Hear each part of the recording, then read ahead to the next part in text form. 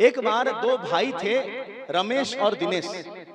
दोनों कहीं जा रहे थे, रास्ते में आंधी तूफान आई, दोनों अलग हो गए। एक भाई जाकर गिरा राधा कृष्ण मंदिर में और एक भाई गांव के बाहर बेश्या के कोठी के सामने पड़ा।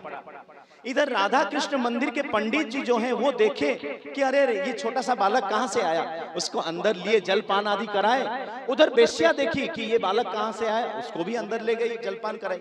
रात को दोनों में बातचीत हुआ। ये भाई बोला भैया तू चिंता मत कर, मैं मंदिर में हूं। उसने बोला तू चिंता मत कर, मैं बेश्या के कोठी में हूं। बेश्या के कोठी में रहने वाला भाई रात भर चिंतन किया कि मेरा भाई मंदिर में है, पंडित जी से कथा सुन रहा होगा। और जो मंदिर में था वो सोच रहा था मेरा भाई आज बेश्या के कोठी में है। सुबह हुई, दोनों मिले, लेकिन एक्सीडेंट हो गया, दोनों का मृत्यु हो गया। इधर से विष्णु दूत आए, उधर से यमदूत आए। यमदूत जो मंदिर में भाई था उसको ले जाने लगे नरक के पास, यमराज के पास, और जो भाई बेश्या के कोठी में था उसको विष्णुदूत भगवान के पास ले जाने लगे। तो जो मंदिर में भाई था उसने स्ट्राइक कर लिया। अरे अरे अरे आप ये अन्याय क्या कर रहे हैं? मैं रात भर मंदिर जैसे शुद्ध स्थान में था, पवित्र स्थान में, आप मुझे नरक ले जा रहे हैं यमराज जी के पास, और ये मेरा भाई गंदे स्थान में था, उसको भगवान के पास ले जा रहे हैं। तो विष्णुदूत ने कहा भैया हमारी कोई गलती नहीं है, तू बेशक शरीर से मंदिर में था लेकिन तेरा मन गंदी वस्तु का चिंतन कर रहा था। तेरा भाई शरीर से गंदे स्थान में था लेकिन उसका मन शुद्ध वस्तु का चिंतन कर रहा था। तेरा मन जहां होगा तुझे उसी का ही फल मिलेगा।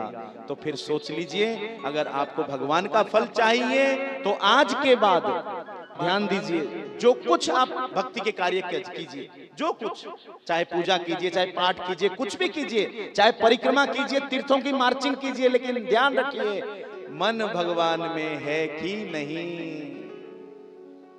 अगर मन भगवान में नहीं है तो संसार में है ये मान लिया जाएगा।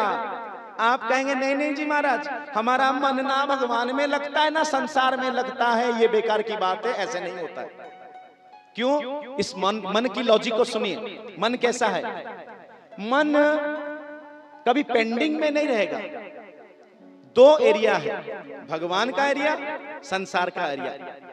या तो मन भगवान के एरिया में लगेगा या तो संसार में लगेगा, कहीं बीच में पेंडिंग में नहीं रहेगा। ये मन का स्वरूप है। जैसे आप साइकिल चलाते हैं, साइकिल चलाते चलाते आप दोनों ब्रेक लगा दिए, पैडल के ऊपर पैर है, पीछे स्टैंड भी नहीं लगाए, तो साइकिल क्या स्टिल खड़ा हो जाएगा?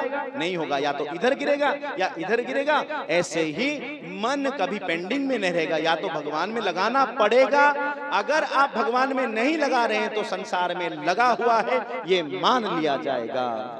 इसलिए अगर आप संसार में मन लगाए होंगे तो आपको संसार का फल मिलेगा, भगवान का फल नहीं मिलेगा जी। मन लगाना पड़ेगा, मन। क्योंकि पाप पुण्य करने वाला मशीन कौन है? मन है, मन, मशीन। कैसे? जैसे आपको किसी पे गुस्सा है, क्रोध है, मुझे क्या बोला उसने, इतना मुझे डांटा, मुझे गेट आउट बोला, अच्छा छोड़ूंगा नहीं, छोड़ूंगा नहीं। पहले माइंड में सोच रहे हैं, ध्यान दीजिए, मन में सोच रहे हैं। ये मन की साइंस बताया जा रहा है। मन में सोचे सोचे फिर रहा नहीं गया, उठे और थप्पड़ मार दिए। ये जो कर्म हुआ, ये कर्म पहले नहीं हुआ, पहले मन का चिंतन हुआ। इसलिए पाप करने की मशीन कौन है? मन है।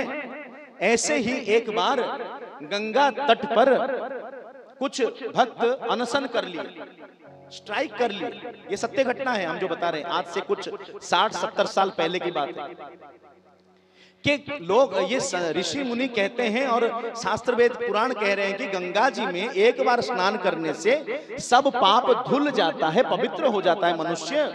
अरे हम तो गंगा तटवासी हैं और 3-3 बार स्नान करते हैं जरूरत पड़ने पे, पाप धुला नहीं, और उल्टा हम अहंकारी हो गए, हम गंगा किनारे रहने वाले हैं। तो संतों को पकड़ लिए, बताओ किस में कमी है? गंगा जी में कमी है या हम में है? हम में तो है नहीं, हम तो स्नान कर ही रहे हैं। तो गंगा जी में कमी होगी। अब संत बेचारे परेशान, क्या करें। इतने में वृंदावन से एक संत को बुलाए, बहुत बड़े संत, उनका नाम है जगत गुरुतम श्री श्री कृपालु जी महाराज। बोलिए जगत गुरुतम श्री श्री कृपालु महाप्रभु की जय हो। जिन्होंने प्रेम मंदिर बनाए हैं उनको बुलाए, ये सत्य घटना है। तो श्री महाराज जी गए और सबने कहा जी ऐसे से समस्या है, समाधान कीजिए। तो श्री महाराज जी बोले ऐसा करो, आप एक सीसी लेके आओ, ये प्रश्नोत्तरी छोड़ो, सीसी लाओ। सीसी लाया गया, उसमें पेशाब भर दो, पेशाब भर दिया गया, इसको सील पैक कर दो, कर दिया गया। अब एक पत्थर से इसको बांध के गंगा जी में डुबा के रख दो, 4 दिन के बाद हम आपके उत्तर प्रश्न का उत्तर देंगे। जी फिर हल्ला मच गया। 4 दिन के बाद लाखों की भीड़ इकट्ठा हो गई गंगा जी में। सब आए, देख रहे हैं कि अरे ये कृपालु जी महाराज बताएंगे किसमें कमी है। श्री महाराज जी बोले ऐसा करो, उस शीशी को निकालो। निकालो, निकाला गया। सील को खोलो, खोला गया। श्री महाराज जी बोले ये इसमें जो है इसको पी लो। वो बोले छी छी महाराज, गंदी चीज है, ये तो पेशाब है, पेशाब, इसको कैसे पिए हम। तो महाराज जी बोले अरे पेशाब है लेकिन गंगा जी में डूबा हुआ था ना। नहीं नहीं महाराज, गंगा जी में डूबा हुआ तो था लेकिन सील पैक्ड था। अगर सील खुला हो जाता तो फिर वो पेशाब पेशाब नहीं रहता, गंगा जी बन जाता। मिल गया प्रश्नों का उत्तर। मन को तुमने डुबाया ही नहीं, पाप करने की मशीन तो मन है, तुम तो शरीर को डुबा रहे हो, शरीर को तो गंगा जी शुद्ध कर रही है। अगर तुम मन को डुबा देते, जब स्नान करने गए ये सोच लेते हाय हाय मुझ पर कितनी बड़ी कृपा है कि मुझे आज भगवान श्री कृष्ण के चरणामृत, अरे चरण से निकले हैं गंगा जी, तो चरणामृत में स्नान करने का अवसर प्राप्त हुआ, तो एक बार ऐसे सोच के स्नान कर ले तो हृदय गदगद हो जाता, हृदय शुद्ध हो जाता। आप मन को संसार में रखे हो, तन से स्नान कर रहे हो, तो फिर गंगा जी का फल आपको कैसे मिलेगा। तो ऐसे ही हम जब भी भजन करें या कुछ भी करें भगवत क्रिया, तो ध्यान रखें कि मन भगवान में है कि नहीं, अर्थात मन भगवान में लगाएं।